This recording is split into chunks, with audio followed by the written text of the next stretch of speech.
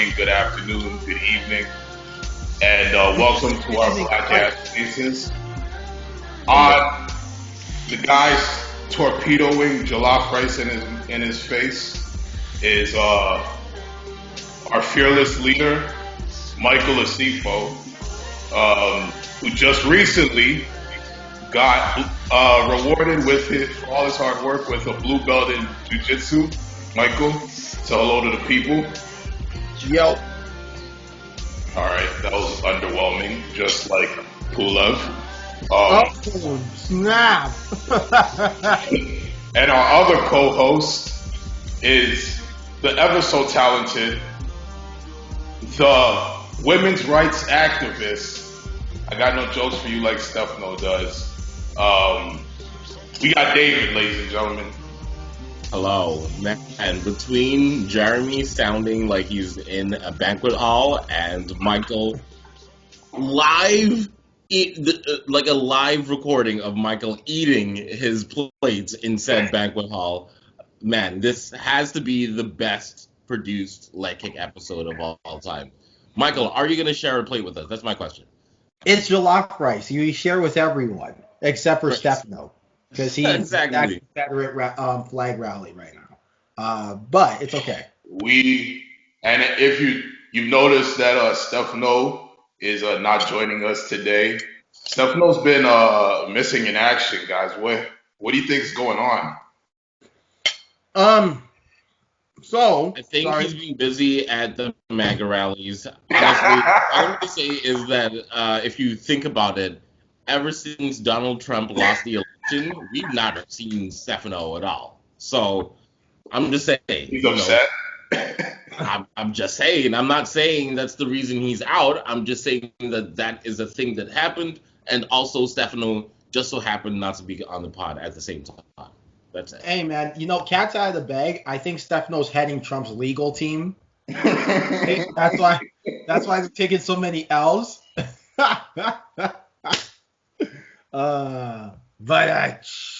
Please don't unsubscribe. Please don't unsubscribe. But yeah, let's see. What was I going to say? The jollof rice has clouded my mind. Stefano is going to be back next week, I think. So it's going to be okay. Yeah, Stefano, where are you? We miss you. Right. Do you still we exist? should do a Where in the World is Stefano Hosko? Like, you remember Where in the World is Carmen Sandiego? Is it Sandiego or is it Santiago? Whatever. But the point is, we should do a Where in the World is Stefano Hosko. Man, we're really giving the people what they want right now, including where is Stefano Hosko. It would literally just be like a still image of Stefano in his apartment. So I'm not sure how many people want to see that. But I do know what people want to see and want to hear is about the fights that happened on the weekend. Before we get into an actual interesting UFC card, which for once, oh my goodness, I can't believe I'm saying that. I know there was some boxing that happened, Jeremy. Jumping right into the boxing? Jumping right into it. You know what? Hold on. Let me do the jingle. Wait, what jingle? I got it right here. It's boxing with Jeremy. Jeremy, take it away. How long did it take you to write that jingle? 2 seconds. Oh wow! Thanks for all your hard work. What do you want me to say? I mean, AJ did good. He did good. He looked like he improved. But I mean, I can't really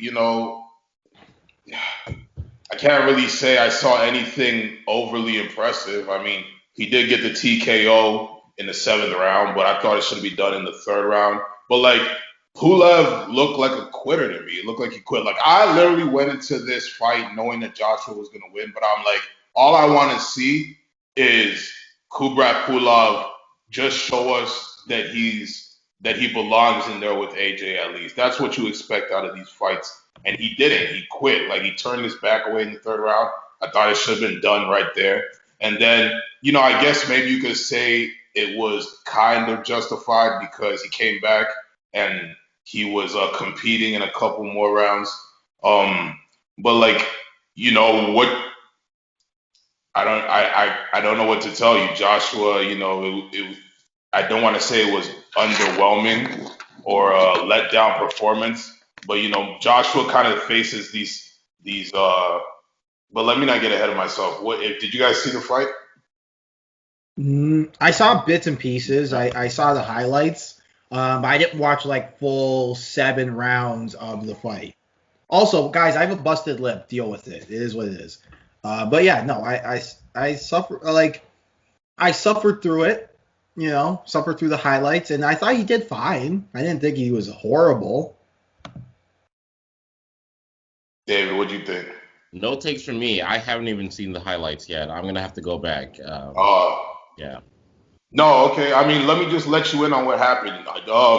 AJ, a lot of criticism is coming his way, mostly by some of the American boxing outlets I've seen, just saying that he took some rounds off.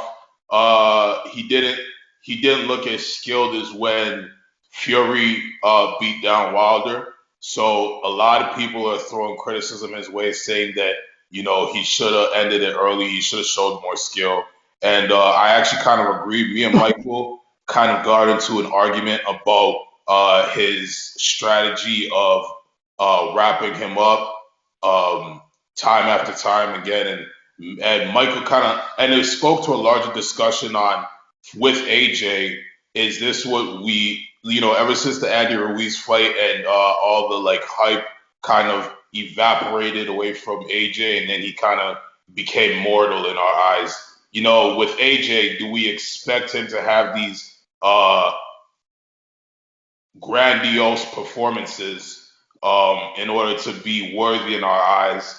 Or like, why do we hate on him for having like a good strategy instead? And why do we want to see like so much more when, you know what I mean? Do you guys understand what I'm saying?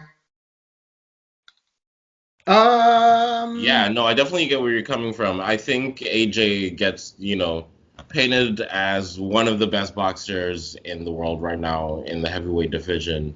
And in comparison with the other two fighters who get painted in the same brush, I think he's the more conservative and cautious fighter. I wouldn't say he's the best boxer, but I would definitely think like, his fights are the most And you uh, think because he's conservative, do you think he catches flack for it?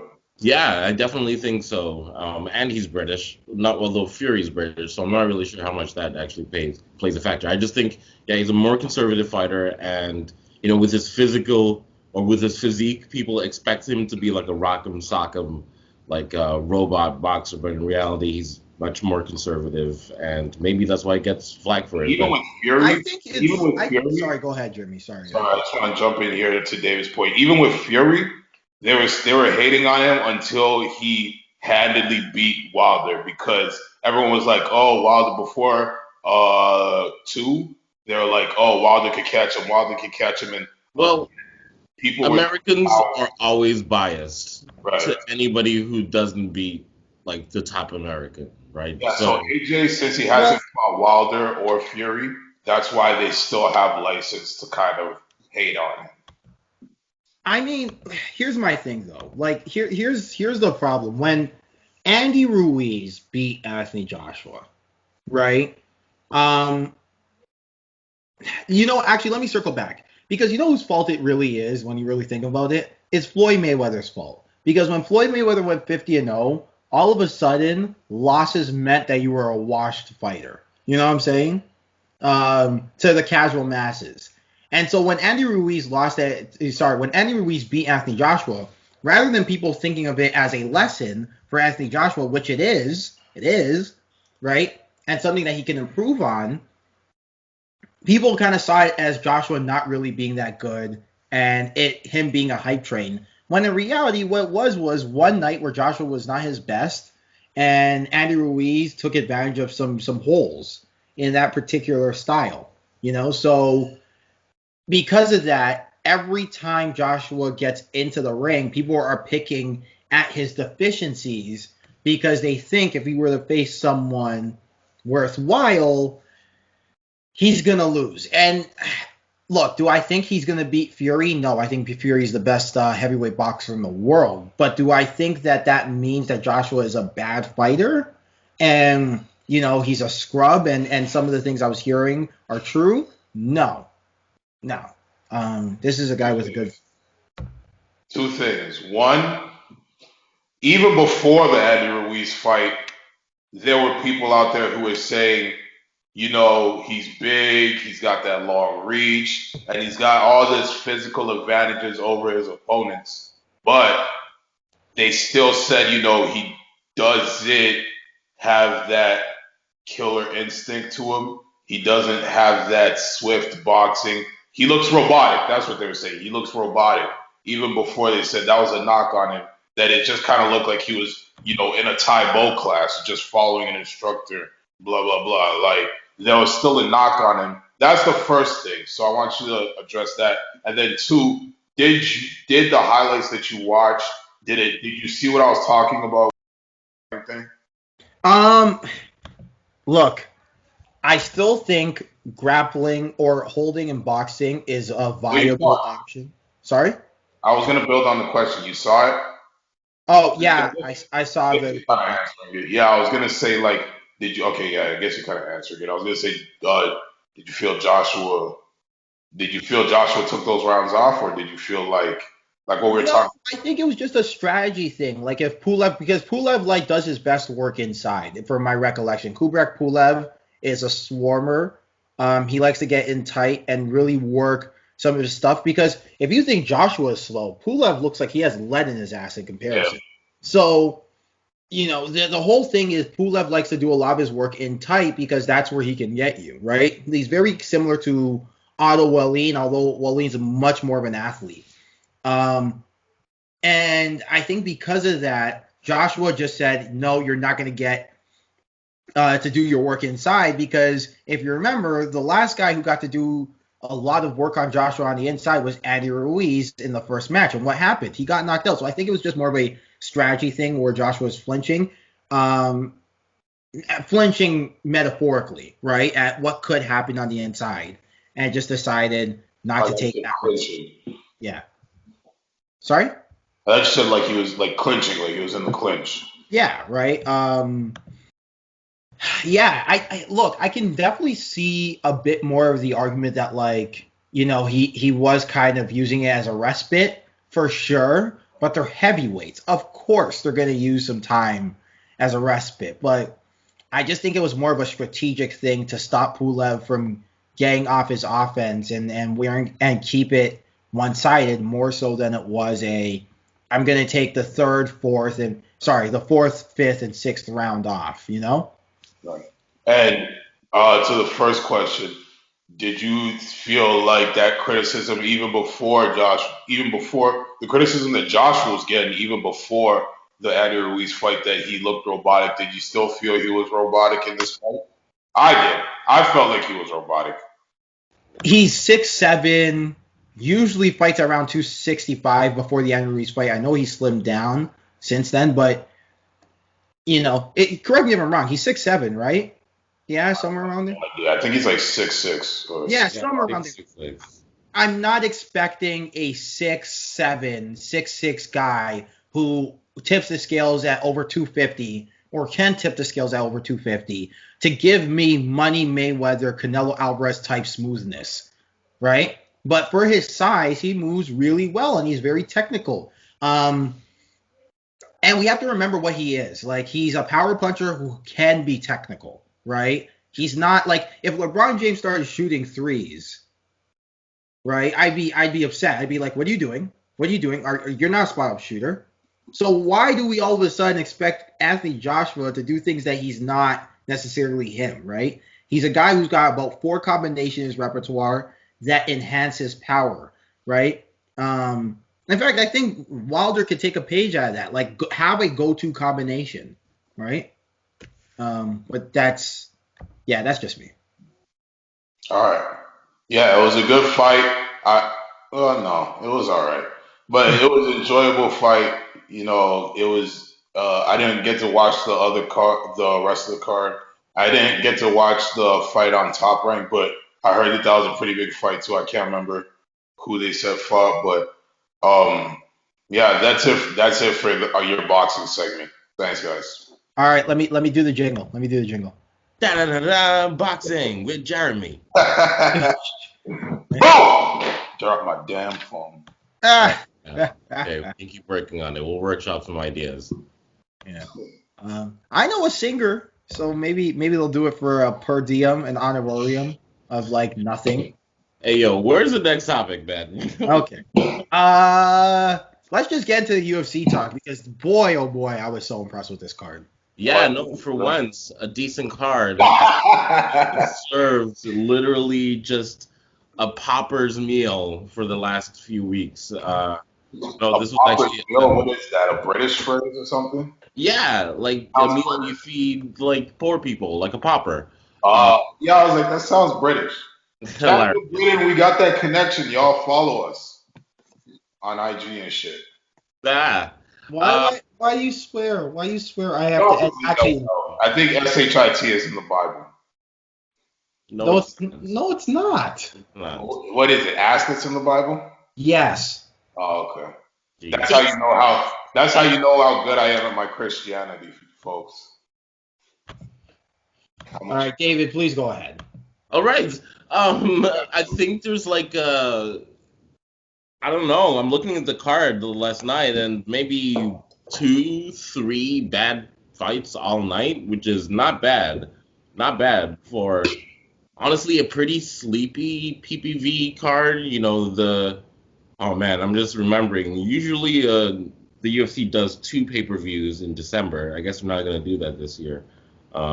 This was the big end of the year. Because they don't have the bodies. No, literally. But for the bodies that they do have, they managed to like cobble together a pretty decent card. So shout out to them for that. I thought this card was going to be amazing though from the jump. Like I saw the lineup and I was like, ooh, you know.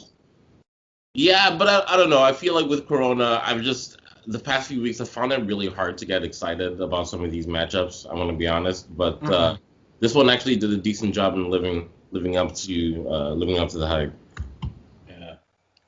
Yeah. I friggin' love the main card. I couldn't take my eyes off my laptop screen. Like, bro, I was so like intrigued.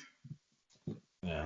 You know, dude, I gotta say, can we start with the main event? Can we start with the main event, boys? Yeah. Yes, absolutely. Okay. Wei Lee and Joanna might not be fight of the year after this. Yeah. Man. Yeah. And that's the crazy thing. First of all, that fight feels like it was last year. It feels so long ago. I need to double check that was actually this year because it had fans. That's what it felt like. Yeah, it had fans. Like it literally feels like the end of last year rather than this year. Dude, can you imagine if this one had fans? Oh, it would have been crazy.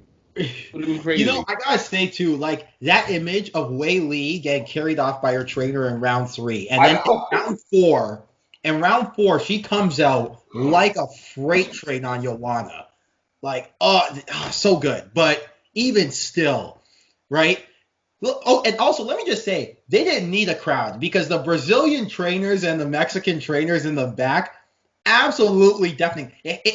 It was like a weird mix between an intimate fan feel and a deafening crowd. You know what I'm saying? It was that weird like mix that I really enjoyed where it's like people knowledgeable about the sport are cheering and not just some like random guys. Even the commentators were saying like they couldn't hear themselves during the fight. It was weird because usually you do hear the coaches shouting, but it sounded especially loud. In there, and it was a great fight. No wonder because man, yeah, those guys put it all on the line there. I don't know. There's so many places to start with, but I guess let's start with the big question. How did you score it? I had it. I'm with the judges. I don't think the judges did a bad job. I had it 48-47. Figueiredo, and then. Obviously he gets the point deducted, so 47-47. I, don't have a problem with it.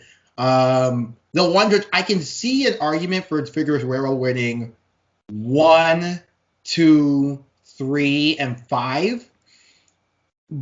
You know, but like I truly think Figueroa won 1-2-5. No, Wow. sorry, 1-3-5. Yeah. And You say wow. No, No, because I thought like number 2 was, in my opinion, Moreno. Moreno. not necessarily like the most conclusively Moreno, but it was a pretty clear Yeah. Moreno round. I would definitely give round 4 also to Moreno, but like Yeah. just honestly. But yeah, I would have it exactly the same, 1, 3, and 5. And I 100% agree. I don't think the judges did a bad job at all. Like I thought it I was fair. It was a fair scoring. I I guess I gotta go back and watch the fight because I thought Brandon Moreno won. I gave round 2, 3, and 4 to Brandon Moreno. I can see I that. did so because I thought that the takedown and after he came back from the nut shot, I thought he won the remainder of the fight after the nut shot. But the thing is with the takedown, and this is the eternal debate of how do you value a takedown? Because I felt like even though he was landing the takedown, first of all, it was interesting because he didn't initiate a lot of the takedowns. It was actually Figueiredo doing a lot of the initiating. But I think, there's 2 reasons for that. Number one, some of them he would shoot for the takedown and get stuffed. Some of them, he was just You're so talking about aggressive. Figueroa with Shuka. Yeah, Figueredo. Yeah, I just think he was so aggressive that It was too he had no aggressive. choice but to like close that distance. Like that distance was closing like that. So, I but would, I get what you're saying about the takedown, about the argument of what takedowns count, but I thought because he got the double underhook in the pummeling exchange, and then he took him down, I thought it counted, even though he didn't technically yeah, on his but back. Because yeah, I no, think, I I saw think that so. He Figueroa. landed the I takedown. thought It's not Figueroa tried to like turn out and my argument isn't necessarily about who won the takedowns. I definitely think the way better takedowns. I think Figueiredo had no luck at all with the wrestling, like the entire night. I thought like he did well initiating the wrestling, but some of it was like he would have been better off just like standing a distance and trying to pick Moreno apart, which is I think was the game plan, honestly.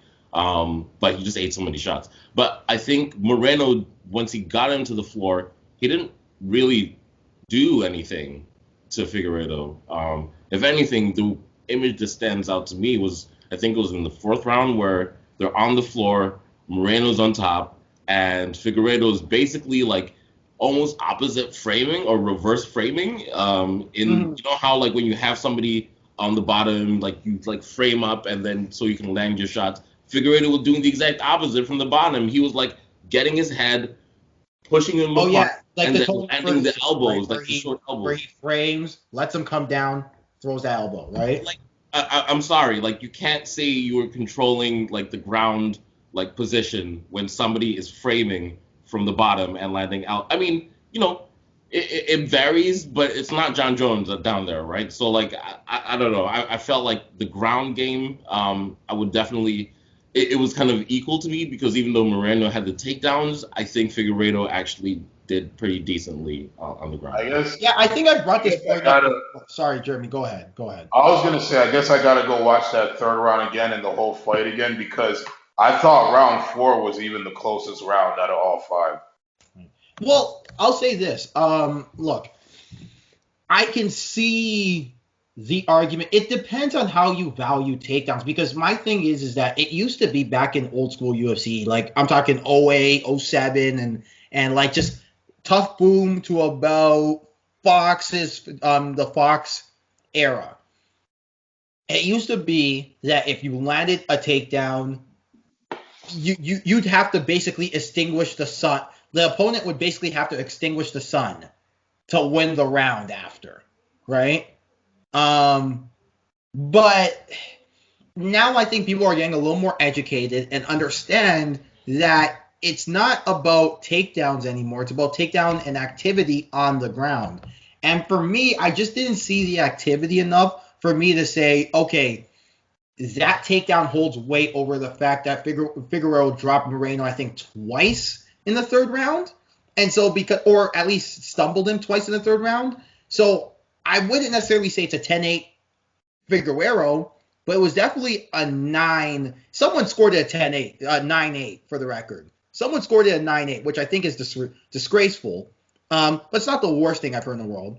But Figueiredo, I think, won at 10-9. The problem is when you hit someone in the nuts that hard, you have to take a point away, and therefore... You see, that was my other question, because, like, okay, he hits him in the nuts, but, like, a point, like, off the rip like that, and it wasn't as if, like, I don't know, the guy ducked into it, like, it wasn't as if, like, it was like he placed it, like, the guy ducked in, like, it was a weird movement, like, I don't know, I felt like the point was a little bit harsh, and ultimately that's what caused the drop, because without that point, I think Figueiredo wins. Yeah, wins because he wins more rounds.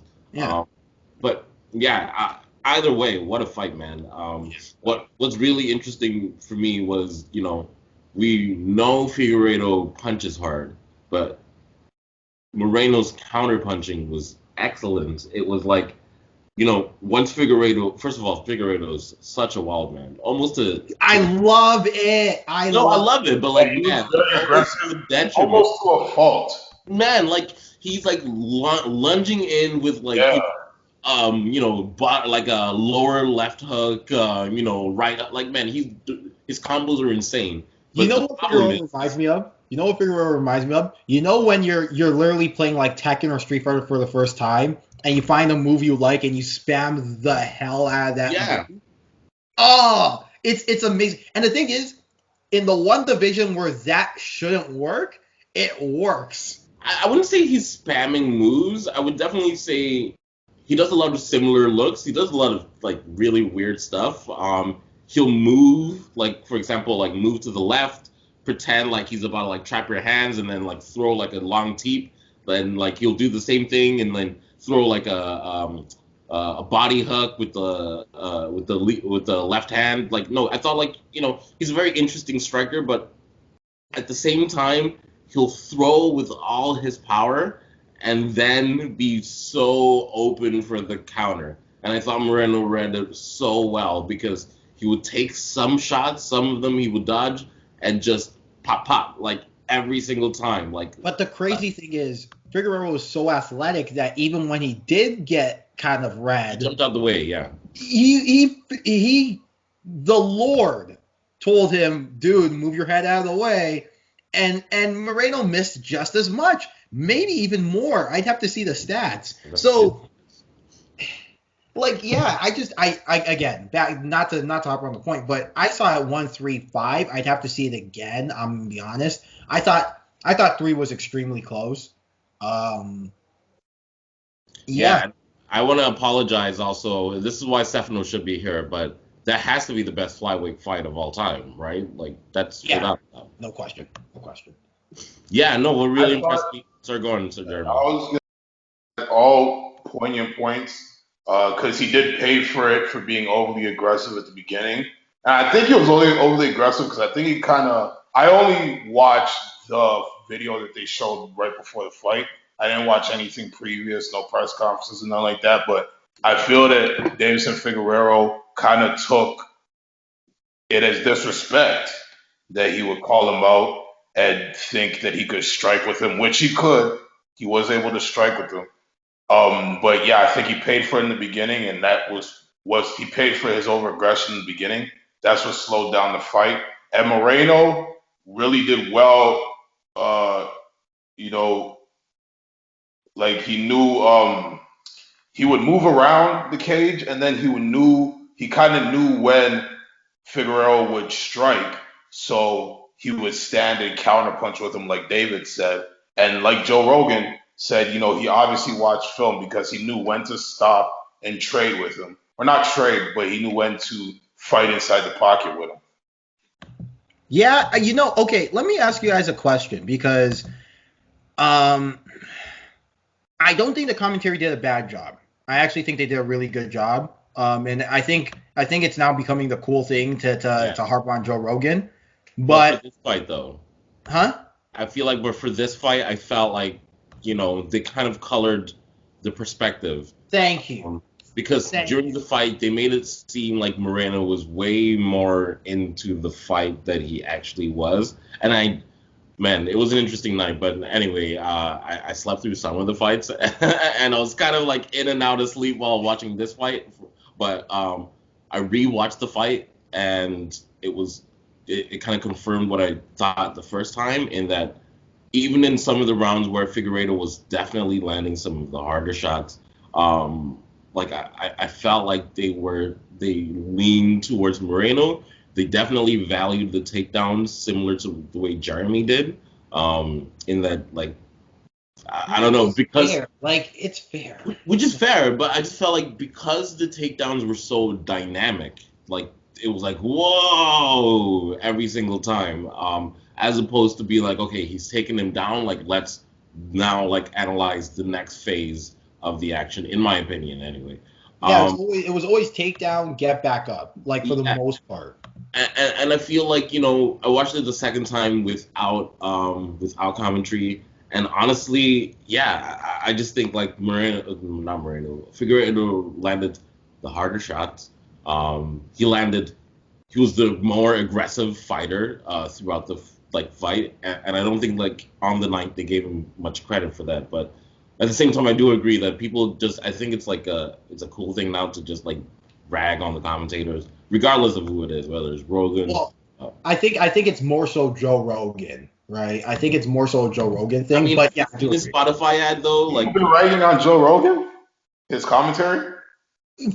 Not necessarily everybody, but a lot of the smarter fans have been saying that. Look, here's the thing about Joe Rogan, and this is what makes him a great commentator. He's prone to hyperbole. He doesn't give a damn who the UFC is pushing. He'll commentate, and he loves an underdog. And Brandon Moreno, it was a huge underdog. I think he was a 5-1 underdog in the betting odds, right? Correct me if I'm wrong, but I think because of that, Joe Rogan hyped up. He did with Valentina Shevchenko versus Jennifer Maia, too, a couple weeks back, where Jennifer Maia had her moments. It wasn't like she was getting her ass kicked, but was not nearly. Okay, that fight is different. That fight, I'm not sure. I guess I wasn't really paying attention. But if he was hyping up that fight, then I agree. But for this one, all the hyperbole was warranted because Figueiredo ends fights early. And Moreno did not go. He didn't go anywhere. So I felt like it was apt to say that, like they kept saying it over and over. He came to fight, and he did, in my opinion. No, and that's the thing. The takedowns was there. Like I think you guys see it as because Moreno wasn't. Because I noticed that, at least for me, I felt that Moreno was not surviving, but just trying to stay in there. He wasn't trying to end it.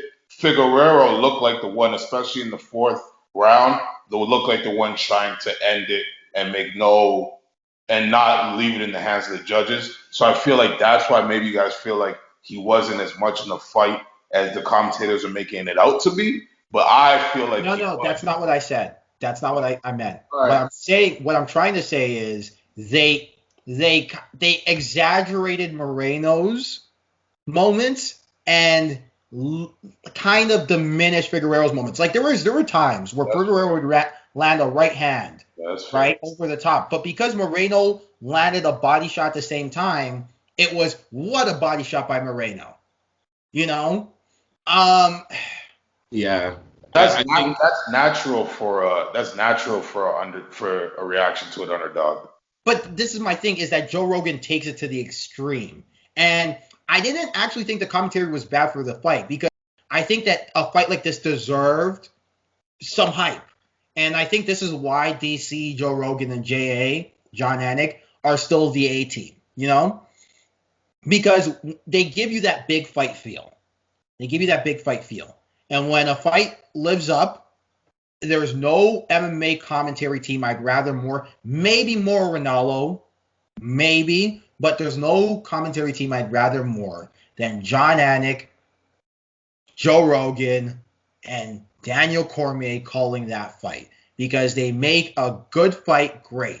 With that being said, when you watch the fight without commentary, then you see what me and David are talking about, or David and I. Sorry, bad grammar. No problem. I just think like it depends on the fight, and it depends on your taste as a fighter. If you want that big fight feel, yeah, that's definitely the pairing. Some people, I like the Bisping, Brendan Fitzgerald pairing personally, even whether it's with Felder or Dominic Cruz. I think like just that pairing works really well. But to each their own. To each their own.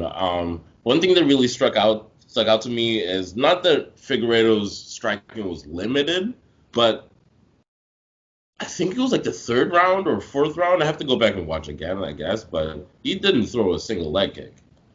Like he's not much of a kicker at all. It was very much I'm gonna take your head off, which I appreciated, but like once that wasn't working, I felt like there wasn't much more to his game. And even Figueiredo, I just felt like spinning back kicks to the face and everything. What spinning back kick to the face? He landed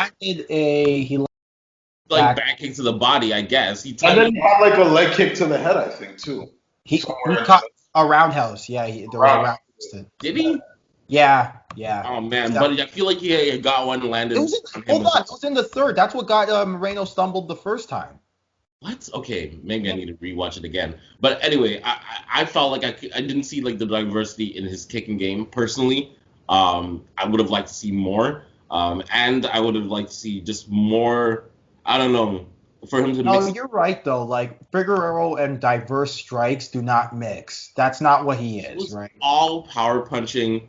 His jab was, with all due respect, like non-existent. I mean, it was good, but it was more like a power jab or nothing. Like he wasn't like popping and then like picking his shot. Like his head movement. That's not his game though. I know that's not his game. I know that's not his game. But like, I mean, you know, once that's not working against like a pretty game opponent, like I think it's fair to say like the top fighters have like a plan B and a plan C that they can rely on.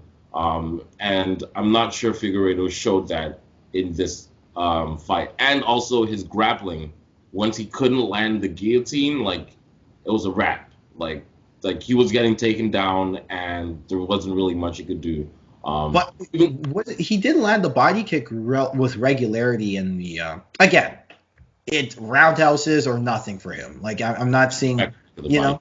But I felt like the better kicks were definitely coming from Moreno personally. But I have to go back and check. I wouldn't say so. Like.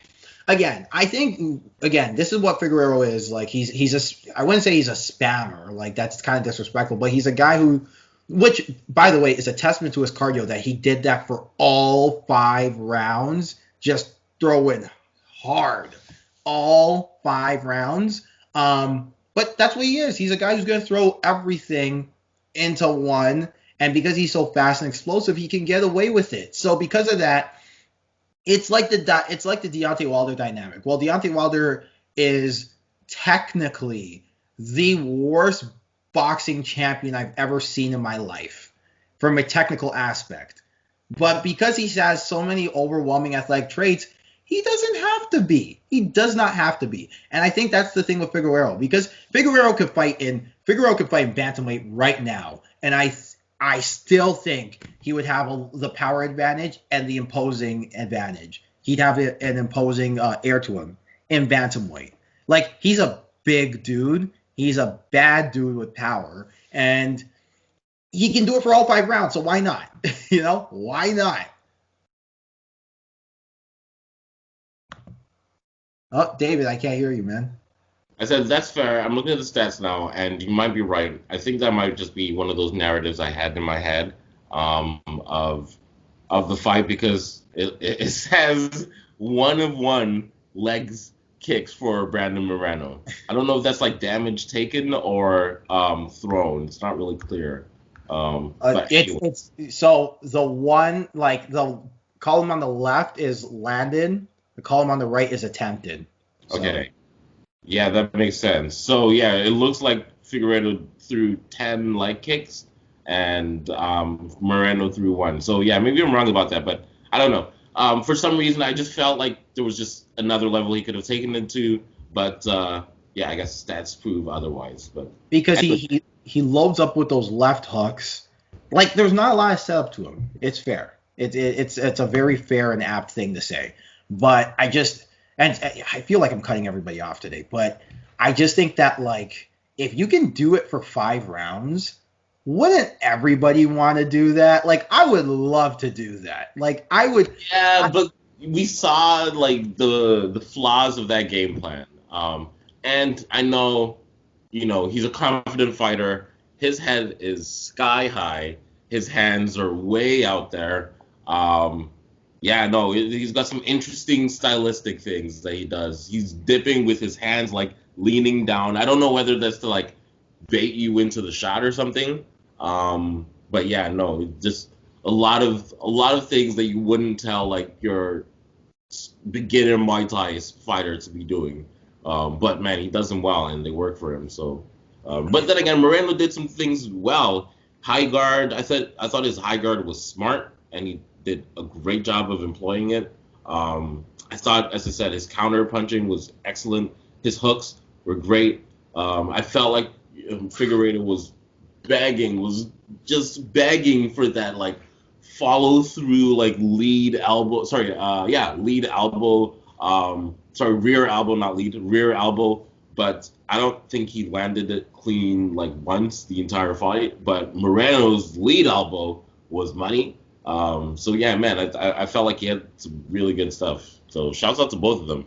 And the dig to the body too, every once in a while. When he would dig to the body and come upstairs, okay, I was gonna say, money. man, have you seen a fight with better use of body shots by both fighters? Like I'm not sure I've seen one. Like man, it was like a lesson. It was beautiful. Dude, I'm more and more, because it used to be a death sentence to do that, like to go into a Muay Thai or a kickboxing match, investing into the body like that. It used to be a death sentence, and now you're seeing guys. Granted, they're doing it with feints and fakes, and they're setting those body shots up, but they're investing into Teddy Atlas, water into the basement. Yeah, man. I call it an investment punch or an investment strike. You're investing because the payout later is it's dividends. You just gotta say you have them thinking about the body shot, and before you know it, that headshot it just starts opening up for sure. So, yeah, great fight. Do you want to see that one again? Like, how Absolutely. do you guys think they should rematch that? Yes. Hell yeah. Okay. Yeah. And I want to go back and watch Weili Zhang versus Joanna because I really want to see which one I like better. I really don't know. But let this be a lesson, though. I want this to be a lesson to the UFC. Sometimes the best fights are not the best names. It's number 1 versus number 2. Because it works their way to that position. Weili Zhang versus Joanna is number 1 versus number 2. And yet we're still talking about it. This is the same thing. Like, this isn't like a Benavidez. No disrespect to Benavidez, but he should not have gone to that rematch. This should have been like the title fight from the get-go. And from now on, like no more name fight, because I like the name fights, but also like when we're looking for like the real meaningful fights, it's number 1 versus number 2, please. Look, yes, 1,000% yes. It's just, the current company paid $4.2 billion for this company. They gotta make an investment. So every once in a while, I understand. I don't like it. I understand though. Where I get upset though is trying to put Cody Garbrandt in a title fight when we just saw there is talent to be had. Oh, and by the way, another angle. If I hear a bad word about these flyweights again, I think I'm gonna throw hands. Forget like Cody Garbrandt. Did you hear TJ Dillashaw come out and say that he deserves a title shot after coming off his 2-year suspension? You can't even make this stuff up, man. All right, okay, we can talk about the next fight if you want. I just wanted to drop that in there. Not moving on. This drug cheat said what? He said that he deserves a title shot after he comes back in his next fight. For what? Yeah. For what? Go back of the line. Go face Corey Sandhagen and let's get this Jake going. Dillashaw does not want to see Corey Sandhagen right now. Not off a 2-year layoff. No way. No Who do you way. think he fights though when he comes back? I like TJ Dillashaw. Like stylistically, he's one of my favorite fighters. Like what he did to Renan Barão, I was shocked. So I'd have to look at the rankings. I'd have to look at the rankings and who's in division and who's active. Um, yeah, I don't know. I feel like that Cody Garbrandt fight has to happen eventually, but give it a little bit of time. Give it a little bit. fair enough. But yeah, no, look, I think though Cody Garbrandt moving down the flyweight when you have guys like Moreno, Perez, I know didn't have a great showing against Figueiredo, but Perez can fight too.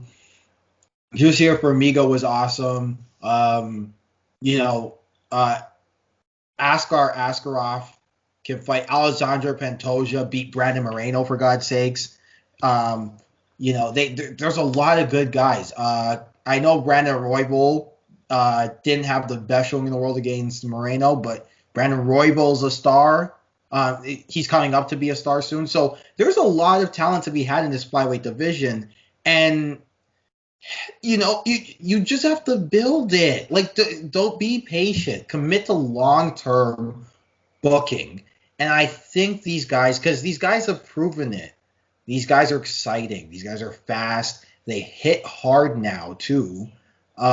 Just stop. Stop trying to stop trying to hit a 40-point three-pointer with every booking. Commit to long-term building of a fighter. Just commit to it, please. Yeah. And I think, yeah. There was no building for Figueiredo, and look at what. Not really, not in the same way that we've had with other fighters. He kind of just beat everybody else in the division and deserves to be in this position. So, yeah, let that be a lesson to the rest of the divisions. Okay, do you want to talk about the Tony Ferguson versus Oliveira fight? I mean, this is one of the fights that unfortunately I didn't watch the entirety of. In fact, I didn't watch any of it, but I did go back and watch the highlights of it. And all I'm going to say is Oliveira has to be the best underdog of all time, because what is that now? Like, that was an ass kicking. 3 fights now, like running where you think, okay, Oliveira's a good fighter, but he might be a little bit outmatched. I don't know. This guy, blah, blah, blah. Like, his opponent is so good. And it's pretty one note. Yeah. Like, that was a beating. That, honestly, I nearly went into tears because I want Tony Ferguson to retire. It was like that. It was like that. And am I exaggerating? Like, if I'm exaggerating, like if I'm being exaggeratory and I should stop, let me know. But I don't want Tony Ferguson to end up like BJ Penn. And when I saw him amount basically zero offense, get his arm is broken. Let's be honest with each other. His arm is broken. Yeah, that didn't look too good.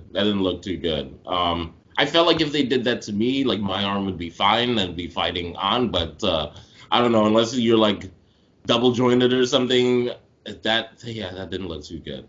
And once again, it's disappointing because, you know, BJJ is his strong suit. Although that's not that, you know, Oliveira is a pretty good BJJ guy himself.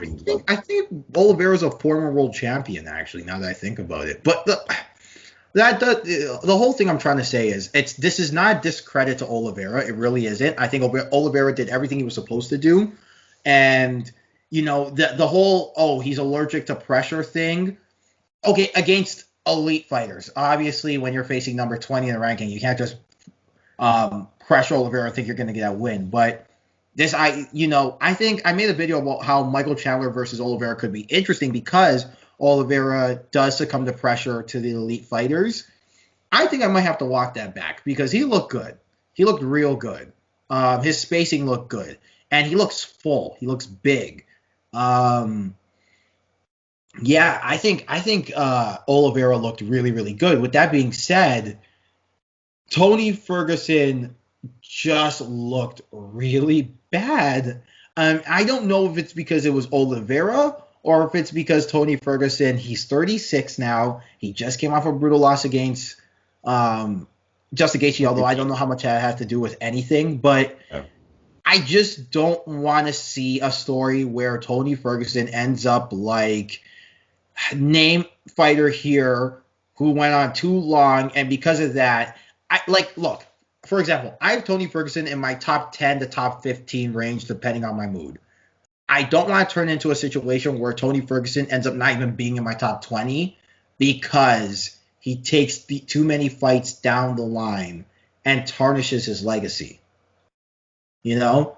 And to me, if he's going to get 10-8'd, like that scorecard, that 30 to 26 scorecard, super generous. Super generous. Because I don't that thing could have been easily all 3 10-8s. Easily. And I'm not here. I don't want to sign up to see Tony Ferguson get dominated every time he's on the card. Because when this man was going, it was something special. And I really do think it might be time to consider hanging it up or do some soul searching. Yeah, no, I think it's a little too early to say hang it up. Just because it's just not been enough losses, in my opinion. Like, let's not forget, like, before the Gaethje fight, he was on like a 12-fight win streak, and we're talking about one of the best fighters of all time, in the division. So I don't know. I think it's a little harsh to write him off just now, but what I would say is his fight style is one that either needs to change or it's one that does not do well with longevity, because it's one where he's taking a lot of shots, and just I don't know if his body can like keep up with that kind of fight style. Like, he has a lot. I know he throws a lot, but he takes a lot of shots when he's standing You know up. what the other thing is, too? The other thing is he's got to stop taking these really risky fights. Who the hell prepares for Charles Oliveira in 3 weeks? But that's like saying, like, okay, you know, the thing is, Conor McGregor's got to stop taking these big fights. Like, no, that's the kind of fighter he is. He's gonna take like risky fights. That's why we love Tony Ferguson, because there's taking risky fights, and then there's fighting Justin Gaethje instead of Khabib. But going into that fight, hold on. okay, Like, there's fighting Justin Gaethje instead of Khabib, two completely different styles, 3 weeks in advance, and then cutting weight twice, and then fighting Charles Oliveira on 3 weeks' notice, right? And you know what I'm saying? That's wait. For the Justin Gaethje one, he was a favorite going into that fight, so I'm not gonna take any. Sorry, go on. He was a favorite going into this fight too. That doesn't change anything. Like, no, but I'm saying that, like, let's not go back in history and say, oh, it was a risky fight, because even though we knew it was a calculated risk, because he thought he was going to win. We all thought he was going to win. We didn't. We considered him to be as good as Khabib at one point. So to say then, like, oh, he got to stop taking the risky fight, I think is a disservice to how good his performances were. And for this fight, once again, even though he's a favorite, I think, with all due respect, he was a favorite on name. But even if he's a favorite on that, on name alone, I didn't see this as a risky fight. I thought this was an even fight. And before, Tony Ferguson wins even fights. So I think that's the difference now. He's just not winning the rounds, or just not winning the fights he's supposed to be winning. And yeah, that's kind of got people thinking that maybe he should retire, but I still think it's too early. I think, like, depending on who he fights next. I just don't want to see a decline like BJ Penn. And I don't know why, but I can see it coming, and I'm not here for it. Right. I'm telling you, I'm not here for it. Well, we'll see. Yeah.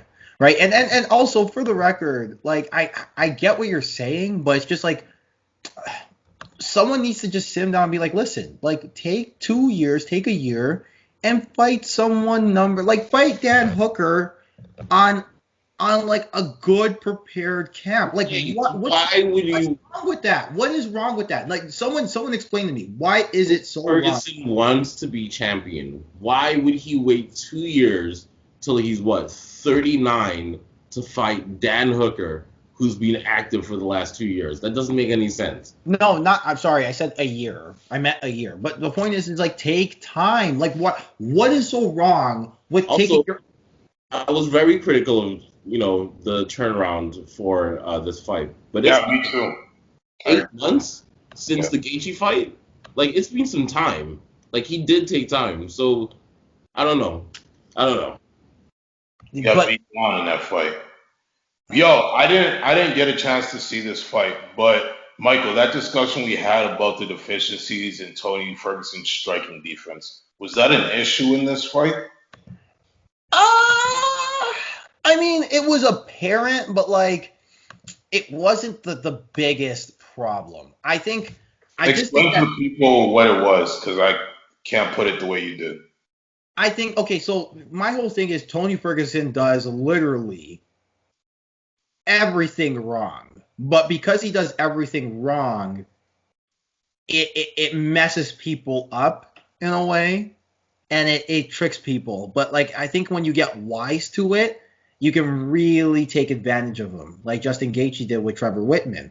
Um, I don't think that was the issue here. I don't think that was the problem. I do think like as time went along, if it was just a typical striking match, Tony Ferguson might have had a chance. He was landing some good shots too to Charles Oliveira, but Charles Oliveira did hit some good shots as well. I think what it was Charles Oliveira was just simply put a better grappler than Tony Ferguson, and we didn't see that coming. Yeah, and I don't think anybody saw that coming. I don't think anybody saw that coming. At least not to the So it extent. was on the ground. Like it was worlds apart, and I was shocked. I was shocked because Tony Ferguson is a Eddie Bravo black belt. That is, I think, one of the most prestigious black belts you could have. But Charles Oliveira put it on him. Oh, And I just watched Eddie Bravo's commentary on when he beat Hoyler Gracie. Eddie Bravo's hilarious. I just gotta say. And he commentated on that jiu-jitsu match really well. But yeah, I'm sorry. Go ahead. No, yeah, and that just means that I can see why, if you're a student of him, you should be a pretty good grappler. I can see why, because Eddie Bravo is like so fundamentally sound. yeah, and he's really, and the other thing with him too is he's really good off of those like scramble positions. So the truck, hit bumps, turtle, things like that. Which I don't think that was the issue here. Charles Oliveira did a lot of conventional BJJ stuff, so pass the guard into side control, into mount, isolate the hands, get the hands up high. He made life very difficult for Tony on the bottom. And the wrestling that you thought Tony was going to have an edge in, he didn't. So I just think that simply put, we didn't see it coming, but Charles Oliveira is a better grappler than Justin Gaethje. And than Tony Ferguson. And I think we've answered the question of what would happen if Khabib and Tony faced, because It would look a lot like that. yeah, if Tony, if Tony And Ferguson, I don't think we would like what we see, because I think Khabib would not be as not as nice with his ground and pound. I think like he would clobber, like he would be, like that would not be good for Tony Ferguson. yeah, like I'm not saying Charles Oliveira wouldn't isn't like just a good grappler or wouldn't cause problems, or even this. I don't think Charles Oliveira would do horribly in comparison to other people against Khabib. What I am saying though is if you think Khabib's gonna if you think that was bad, watch what Khabib, considered one of the greatest grapplers in MMA history, is gonna do to Tony Ferguson when he has Tony Ferguson on his back.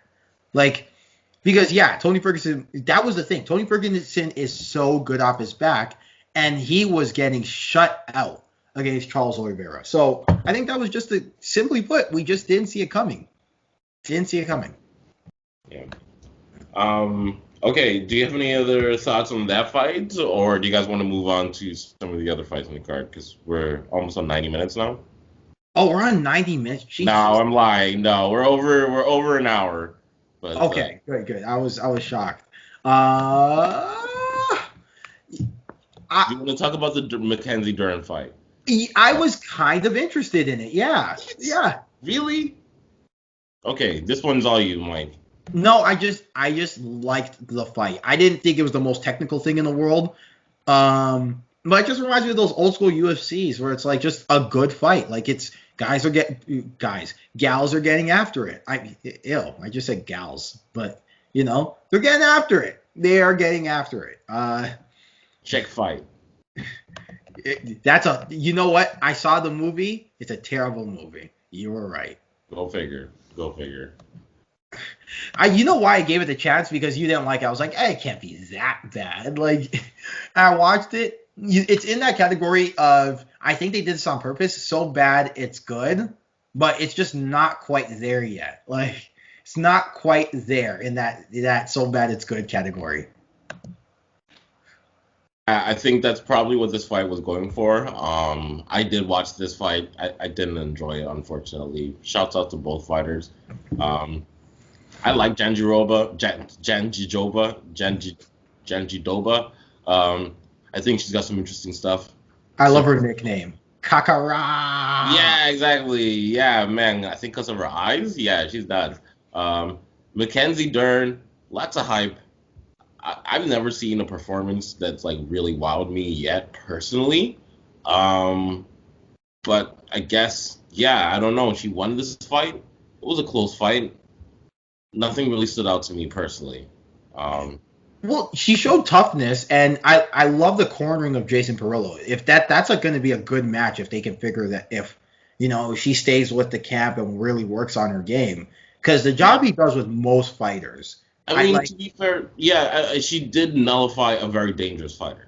Janjiroba is a good fighter, and she did like nullify her. So yeah, maybe you're right, but for me, it just wasn't like super exciting personally. No, yeah, it wasn't the most technical thing. Like Mackenzie Dern still has boxing. Like her hand speed has definitely improved, but she doesn't look at her punches when she's throwing. She doesn't. Her idea of getting the head off the center line is swing like I'm Bender from Futurama. You know the meme I'm talking about, right? And I think there still needs to look. They're gonna iron out the screws. I have full confidence. Like, do I think Jason Perillo is the greatest all-around MMA coach of all time? No. But do I think that he can iron out striking deficiencies? Yeah, that's what he's known for. Look what he did with Michael Bisping. Look what he did with who was a great striker in his own right, but until then he went to Perillo, and Perillo really ironed him out. So I think that Mackenzie Dern, I'm not saying she's gonna be, like gold gloves Mackenzie Dern, but what I am saying though is if she has a good boxing game in her back pocket with that jiu-jitsu, which she's considered one of the greatest jiu-jitsu players of all time. I mean, she can be really good. And I just, quite frankly, look, it's not the most technical fight, but again, I enjoyed it. I enjoyed the fight. Like, it was fun. Okay, fair enough. Jeremy, any thoughts on that one? The only other fight I watched on this card was Cyril Gane. So Thanks. I thought we were gonna. No, but before we do that, if you want to talk about any other ones, but you know what? Yeah, let's talk about the Cyril Gane. Let's talk about Cyril Gane.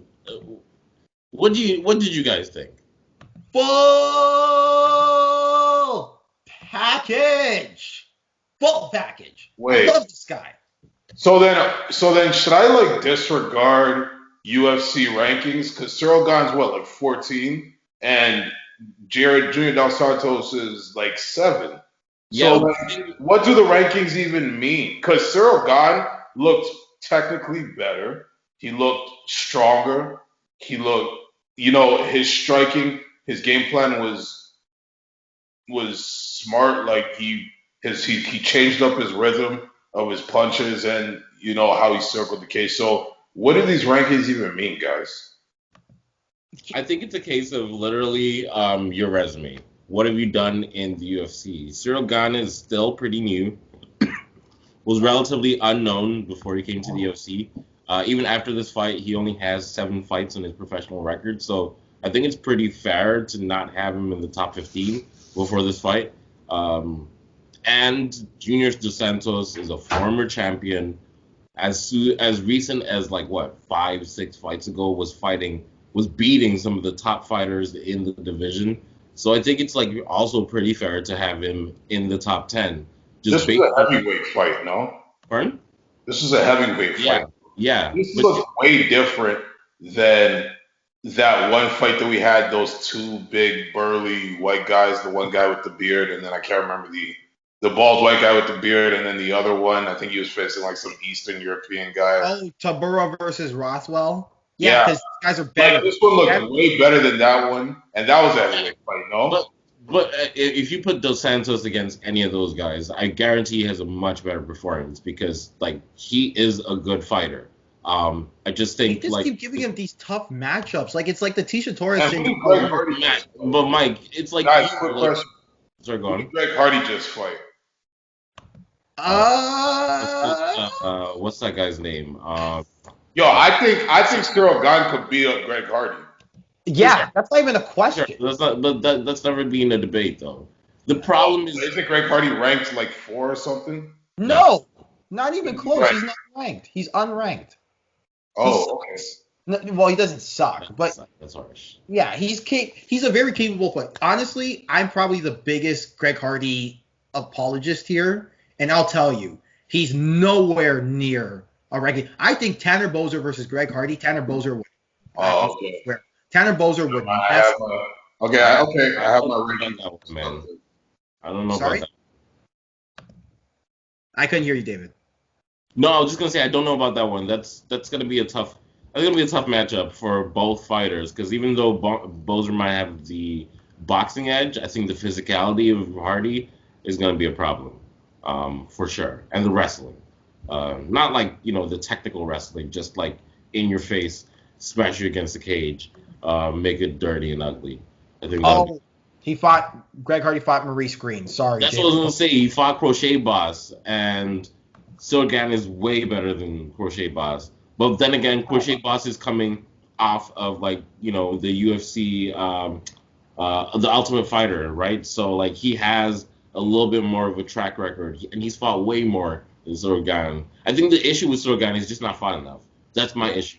And The other issue is that people keep ducking him. They see him hit a heel hook on. He almost should have never done that because the problem is Cyril Gahn showed his hand way too quickly. He showed that he has everything, and everyone's like, "Oh, you have a do you big guy." think he has everything though? Huh? Do you think he has everything?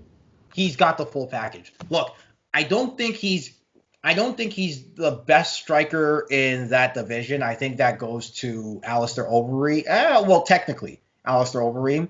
Alistair Overeem, a swift gust of wind could knock him out at this point. But like, I think from a technical standpoint, yeah, he's not the most technical, but he's technical enough that he's going to give a lot of guys problems on the feet. He's got a comprehensive ground game.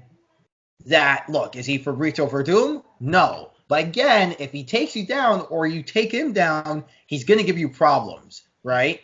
He's got cardio, so there is no real drag him into deep water, at least for the heavyweight division, because he takes care of himself and he can go those rounds, right? We've seen him keep a pace up for a couple rounds when you can survive with him, and he's got fight IQ. He's got great distance management. He knows where to be, and he's got very good cage awareness, which I think are all indications of good fight IQ. So because of that, I think the sky's the limit for this guy. I really think we have a future champion here. It depends what his chin's like against Francis Ngannou and Stipe, but if he can take those shots, because they will hit him with a shot, it will happen. But if he can take a shot, or at least an off-balance shot, why not? Jeremy, please go on. I was gonna say, apart from John Jones and Dominic Reyes, I haven't seen a heavyweight strike more perfectly than Cyril Gahn in this fight. That's because John Jones and Dominic Reyes are light heavyweights, but okay. John Jones never moved up to a heavyweight to fight DC. No, Yeah. they light heavyweight. DC went down to light heavyweight. DC is a former light heavyweight champion. When he went up to face Stipe, Stipe was the heavyweight champion, and DC became the double champion. Oh, okay. That's Yeah. like bringing our emulation. Oh, okay. Well, then I stand corrected. I've never seen a heavyweight fight or strike more perfectly than Cyril Gane in this fight. I But mean, yeah, his striking is very dynamic. I'll give him that. He moves very well. He's very fleet of foot for a guy who's so big. Man, I really want to go back and watch that Tan Bosner fight because that must have been like one of the fastest heavyweight fights of all time. But for me, something that stood out to me, he got caught a bit. yeah. Like, and I'm just thinking, if that's Ngannou, that's 9-9. I don't know if Ngannou would be fighting him because they're both from France. I don't know if there's like any kind of ties there, but man, Apparently, they're no longer in the same camp. But they okay. used to be campmates. But I just thought like, his striking is good, his wrestling is good, his BJJ, once again, question mark, because I don't know if you've seen him off his back yet, really. Not that there's been any need to see him off his back, but like, David, let me ask you a question. Do you know any other heavyweights who landed a heel hook in the UFC heavyweight division? no, but does he have the same like power as Ngannou? No. So like, somebody's gonna take you down. Like, you're only gonna get that far like for so long. Eventually, he's gonna get taken down, and we're gonna have to see how good his Brazilian Jiu-Jitsu is. That's number one. And number two, It's good. It's fine. I think the question was answered. He's got it. It's fine. how was it answered? He landed a heel hook. No, shut up, man. Who Okay. does that? Who does that? Also, I thought something that was really not interesting, apparent in this fight is Dos Santos got his shots in, man. He's got his licks in, and Dos Santos has got some, not the best boxing in the division anymore, but some of the best boxing in the division. So, a better boxer, whether that's Ngannou or But see, this is the thing, though. Dos Santos against Rosenstruck actually looked really, really good. It's just he has an issue with backing up against the fence, and the one time, like just like the Rosenstruck fight, the one time Dos Santos got backed up to the fence was the time he got knocked out. Yeah, and he was actually also backing away. I mean, not really, because he got caught with the jab first, the right hand first, and then he got finished with the elbow. But I don't know. I feel like you just can't take the same shots like you could back in the day, and that's kind of understandable considering how many like wars he's been in. But yeah, no, just really quickly on Cyril Gane. Yeah, Ngannou, Miocic, if they box you up in close like that while you're trying to do those spinning kicks, like, it's gonna be a problem, man. He has to keep his hands up. But apart from that, great performance, I guess. Yeah, I'm in love with Cyril Gane's fight game. Like, I just haven't seen. Look, do I think that his one area is the best of everybody? No, but I do think though it's a very diverse and versatile skill set, and it's not like he hits like a butterfly either. Like he hits hard. So yeah, I get what you're saying. He's well rounded and has a diverse striking game, which is always fun. And cardio for a big man. And fight IQ for 7 fights. We'll see about fight IQ. I mean, he must have because he beat JDS. He perfect game plan against JDS. He must have. We'll see. There's no ducking him now. I don't know. Does he beat Curtis Blades? Yes. I don't know. I don't know about that. Yes. Can he out-wrestle Curtis Blade? I don't know about that. No, but he doesn't have to. And then, look, I am Curtis Blade is going to make you put your singlet on. You know that. I know. And headgear and the wrestling shoes. I know. But listen, I am convinced we could do a top 15 right now, and I'll tell you, if his name is not Francis Ngannou or Stipe Miocic, you're losing to Cyril Gane. That is how high I am on this kid. Wow. I am so high on him. Volkov, forget about him. Right? There's really only 3 guys. There's really only 3 guys for me. It's Miocic, Ngannou, and Blades. And I think people keep sleeping on Blades, but like his wrestling is leagues above everybody else in the league, in the division.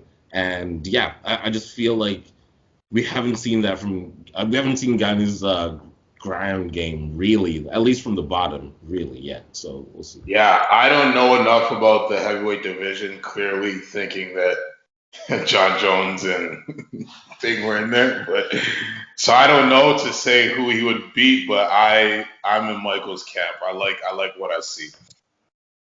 Nah, listen, full package. All right, I'm so high on this kid. Okay, do you want to talk about Kevin Holland really quickly? I mean, man, this guy just keeps picking up wins, and it doesn't matter who he's fighting. It doesn't matter, where they have him on the card.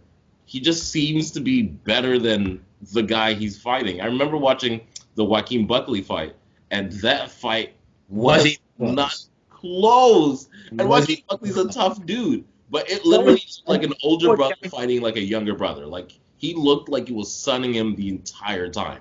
You know what Kevin Holland said? He went, I'm glad Joaquin Buckley's getting hype. It's like after he's like my son. After I sunned him, he's getting blessed. For real, man. It's like when like you play I don't know, you play ball against Jordan and all of a sudden, or like LeBron James, and all of a sudden like your game improves because you played against the best player there is to play. Like, that's what it's like watching the fighters who fight this guy. I mean, even like looking at his last 3 wins, Souza, Ontiveros, Stewart, Buckley, who's this Hernandez guy? Let me just he beats Stewart. Like, that's another thing. Like, he beats everybody. He's just like washing guys, man, and he's so fun to watch because, yeah, man, I don't know, didn't he used to have like a what's it called, like a kung fu background or something like that, or something different. But he's an interesting guy.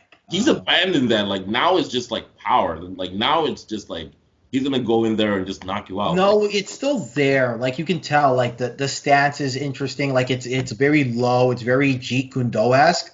But after that, it's basically fundamental Muay Thai. So I just think what it is with him. Like, my first impression of him. Like, I saw him, full disclosure, his debut match against Thiago Santos, and I gotta say, wasn't impressed. I just thought he was too small for the division. I thought he should, but then again, Santos is also 205, right? And like, he's a 205er who was fighting at 185.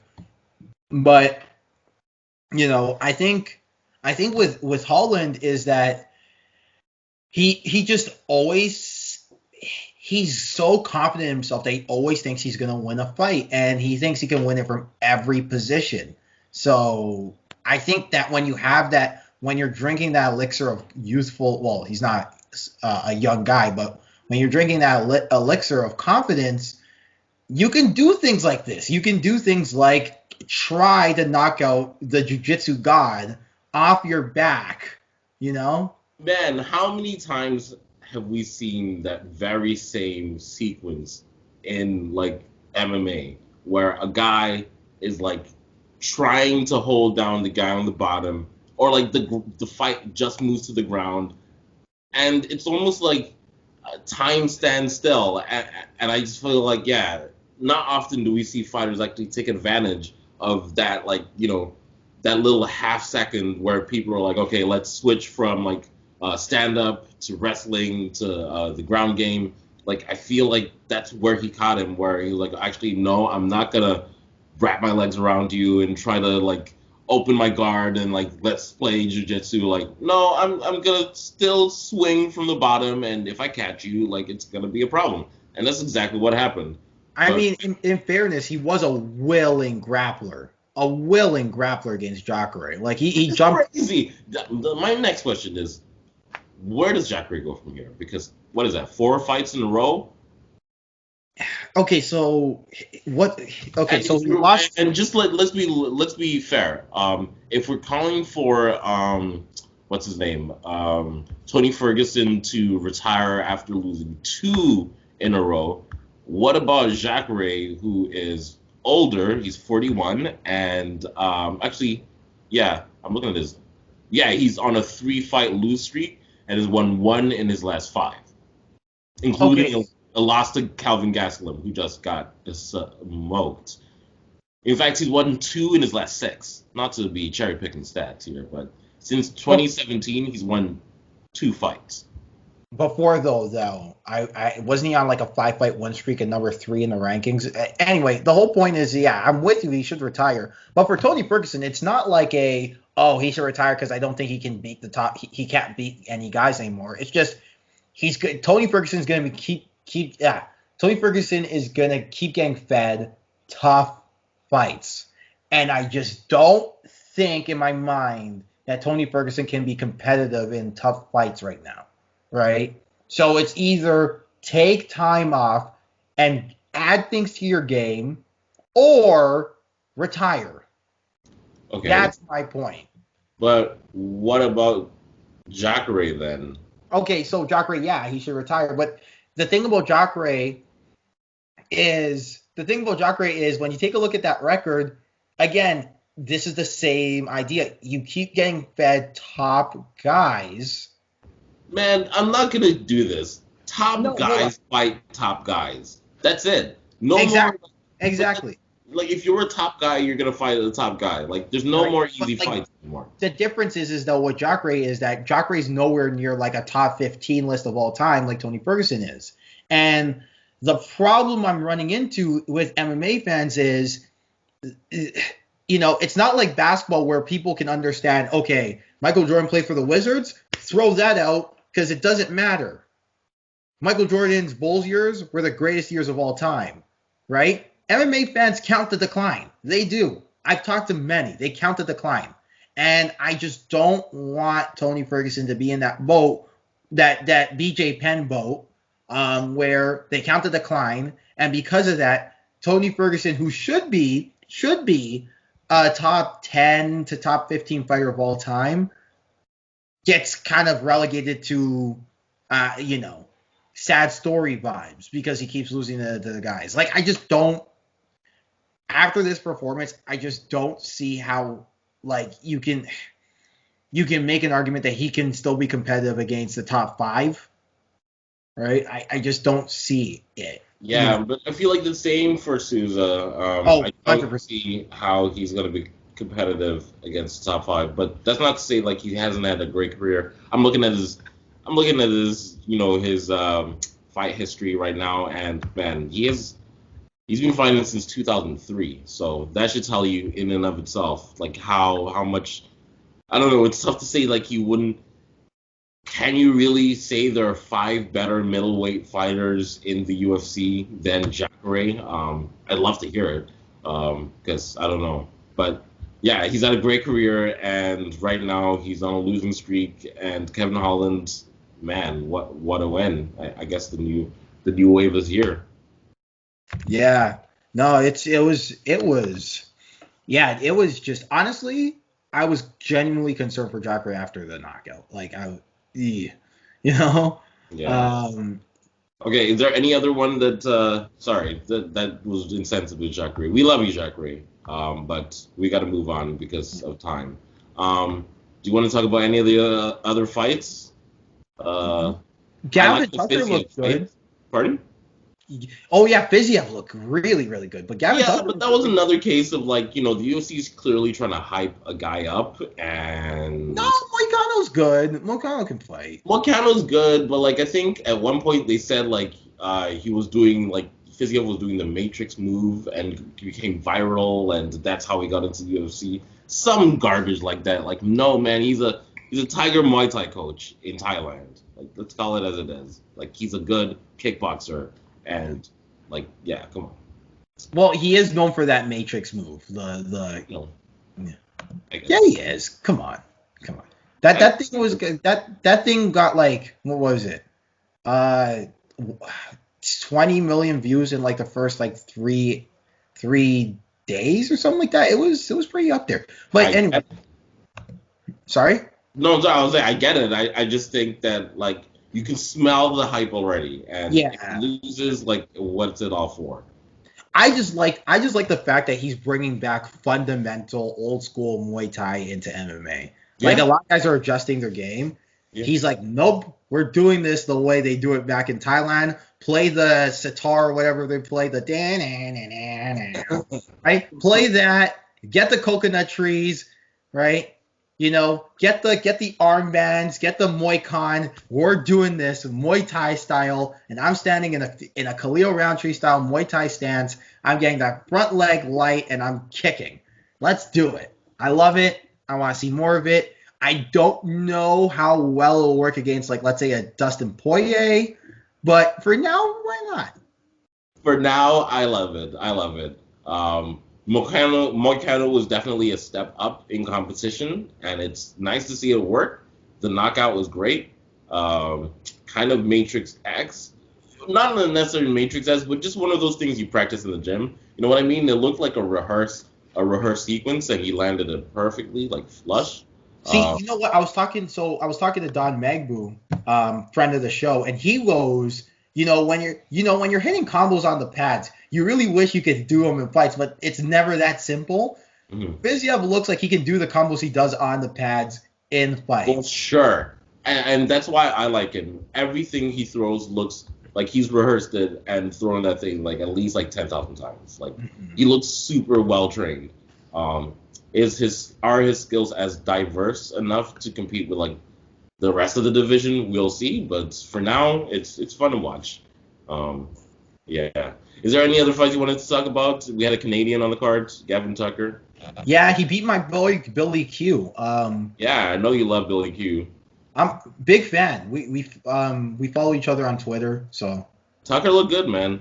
yeah, that's what sense. See, I really thought Billy Q was gonna drag him into deep water into the second round and third round, because Gavin Tucker. The one thing about switch stancing is you do kind of leave yourself open to pressure, and Billy Q, great jiu-jitsu game, good pressure, but you got to actually get there to beat Gavin Tucker. But Gavin Tucker's got a great switching uppercut that Stefano alluded to. Like, we had an argument about it, and he was definitely right. Like, so, hey, man, beneath all the MAGA rallies and Confederate flag waving, Stefano's got some good ideas, man.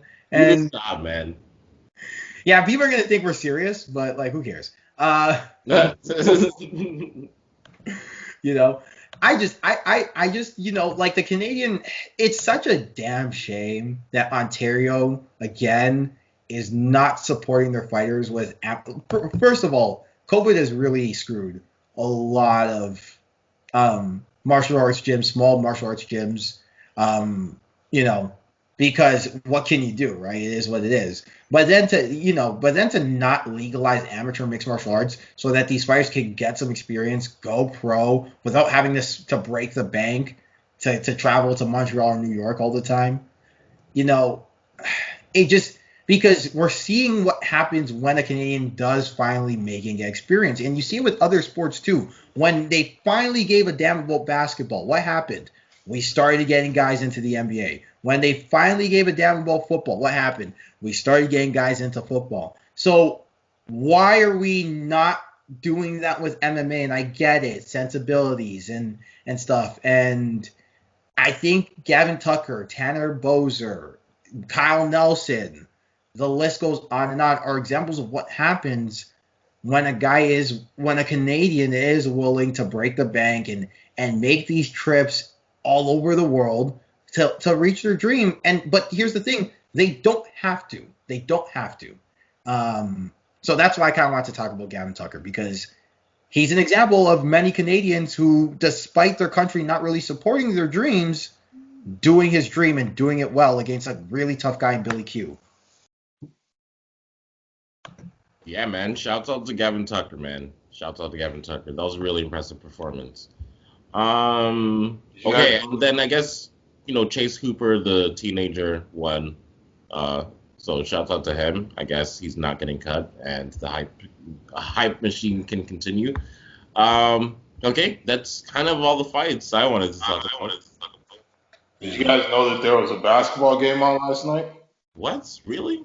The Raptors Yeah. played the Hornets in a preseason game. Preseason? Nah, man. We're not even talking. We're talking about preseason? Hey. LaMelo Ball played. Matt Thomas scored 16 points. I thought that there were some things to talk about, some things I saw, some things I liked, and also, the Raptors are back, which means it's hope for a new season. I mean, I put on my Instagram, I think they're going to go as far as they did this year, which is the second round of the playoffs. How they get there, I don't know, but Matt Thomas is stepping up like Raptor players usually do. Um, and I don't know. I just wanted to, but you didn't watch it. But I was gonna say, like, what do you think of their new additions? So, but you know, It's You know It's what? preseason. it's preseason. Okay, fine. I remember getting hyped up too about the game because it's the first time I've seen basketball in like a long ass time, and like again, playoff P in playoff form. Sorry, spicy P in playoff form. aka sucked, but no, All right, it's preseason. We can wait. yeah, it's Yeah, let's preseason. wait until preseason is done, man. I don't even like talking about the regular season, but yeah, let's wait until preseason is done. Let's see. There was something I wanted to talk about, and I completely it like left my mind. Oh yeah. Before we go, the news about Dana White wanting to cut all of the fighters. Uh, you know, quick thoughts on that before we tie a bow on the show. Wait, why does Dana White want to cut all the fighters? He's saying that his roster is overinflated and he wants to cut a lot of fighters. He's thinking 60 cuts. Come on, man. No. Dana White is the king of propaganda in mixed martial arts. And unless the media wake up, and you know what, I'm not even gonna say that because the media know what they're doing. They're just helping him do it. So whatever. I think I mean, in fairness, do you want to end up like Ariel Helwani, who can't go to a UFC event? exactly. I get it. Right? You're not. No one's big enough for that, so they just kind of go, okay, we'll play along, And Hey, I mean, I don't know about that. Like, I think there are some people who can get critical, but there's a lot of the guys who get invited are guys who just spread the news, right? They don't really have an opinion one way or the other, right? Like I haven't really heard Aaron Bronstetter say something over the line, either way. And that's not to say he's a bad broadcaster. I remember him from his Tim and Sid days where he was just a producer, and he showed his talent there. Like he's a good broadcaster.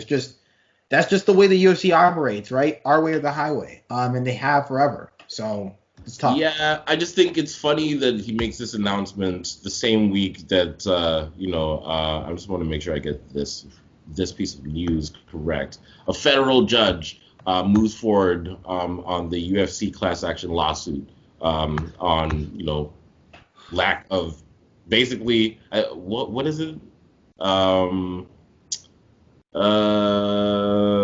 It's a lawsuit that is about Antitrust, is it? antitrust. Yeah, antitrust. So basically, lack of competition or lack of fair competition. And it's basically about like fighter pay, essentially. So the argument we've always been having.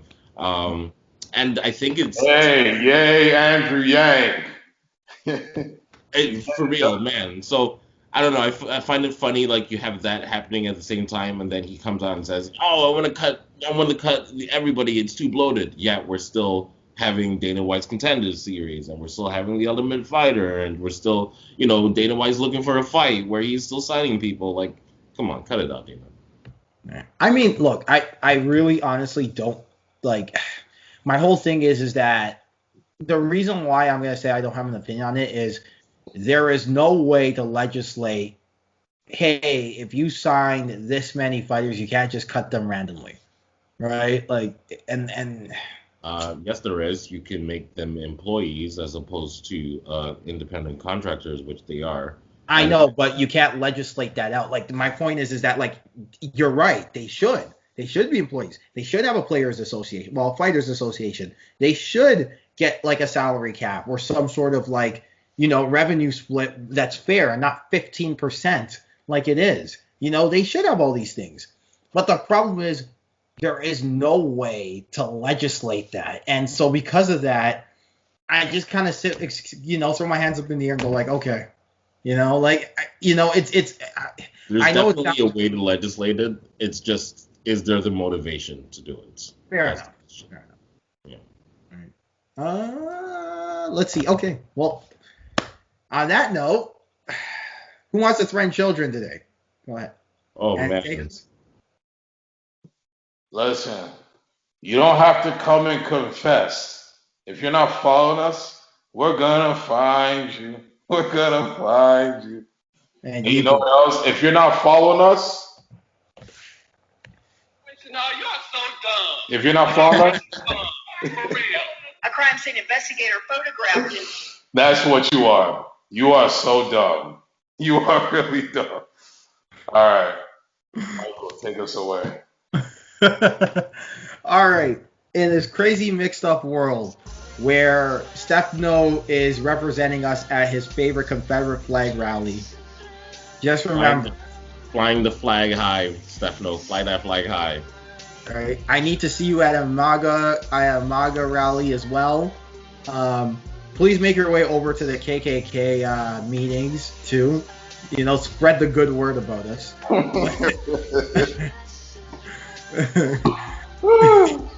But honestly, okay, in all seriousness, right? The funny thing is, actually, no, I'll say that off here. Just remember, you got three things. You got life, you got family, and you got this podcast. Stay safe, everybody. Later. Ended that with the middle finger. I see you.